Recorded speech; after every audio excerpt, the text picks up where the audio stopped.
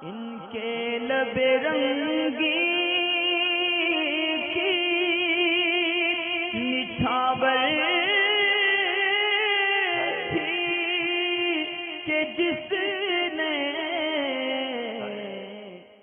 अच्छा, जैसे धोखे में जमात से पहले फ़र्ज़ पढ़ लिए,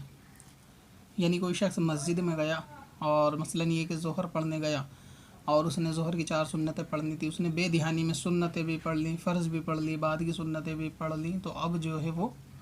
उसको क्या करना चाहिए। यानी धोखे में कभी ऐसा होता है कि बंदा ये भूल जाता है कि मैं जमात से नमाज़ पढ़ना है और बेदिहानी में अपने फ़र्ज़ पढ़ लेता है, और इस तरह का मामला मस्जिद में अक्सर जो है वो पेश आता है। तो ऐसी सूरत में क्या करना चाहिए।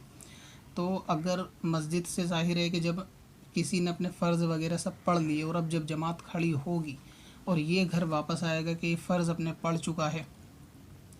और इसको ये ख़याल नहीं रहा कि वो मस्जिद में है और इसने फ़र्ज़ की नियत बांध ली सुन्नत पढ़ के और मुकम्मल करने के बाद, अब अगर ये मस्जिद से बाहर निकलेगा तो लोगों के तंज़ का भी बाइस बनेगा, लोगों के तानाज़नी का, और लोग गीबत करेंगे और 4 बातें भी इस तरीके से बनाएंगे कि नमाज के टाइम पे बाहर गया, और मुमकिन है कि इसके बद मज़हब होने का भी गुमान करें कि शायद ये सुन्नी नहीं है इसलिए हमारी जमात में शामिल नहीं हुआ। तो इस एतबार में अगर ये मसला किसी के साथ ज़ोहर की नमाज़ में और ईशा की नमाज़ में दरपेश है, तो ऐसी सूरत में इस फ़ितने को, यानी फ़ितने के खौफ से बचने के लिए आदमी जमात में शामिल हो सकता है, क्योंकि इन वक्तों में नवाफिल जो है वो जायज़ है। अगर जो उसकी नफिल नमाज हो जाएगी, लेकिन इस सूरत में वो जमात में शामिल हो जाए कि जबकि बाहर आने का फ़ितना हो। और अगर वक्त इतना हो जैसे अज़ान होते ही ये शख्स मस्जिद में चला गया, अभी नमाजी नहीं आए और ये बेदिहानी में इसने मुकम्मल नमाज कर ली और अभी कोई शख्स नहीं आया, ये आना चाहे, फ़ितने का अंदेशा ना हो, तो ये घर वापस आ सकता है।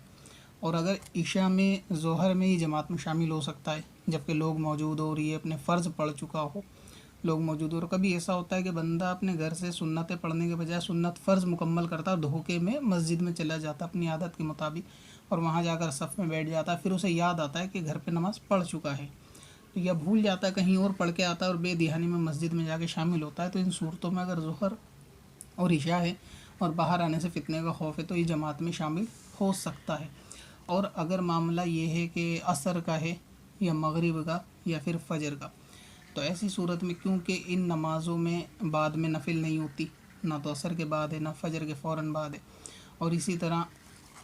मगरिब 3 रकात नहीं हो सकती नफिल, तो इसलिए मगरिब में शामिल नहीं हो सकता कि नफिल 3 रकात नहीं होती, तो फिर ऐसी सूरत में इसको बाहर आने की इजाज़त है। पत्थर में हसन लाले पुरनवार बना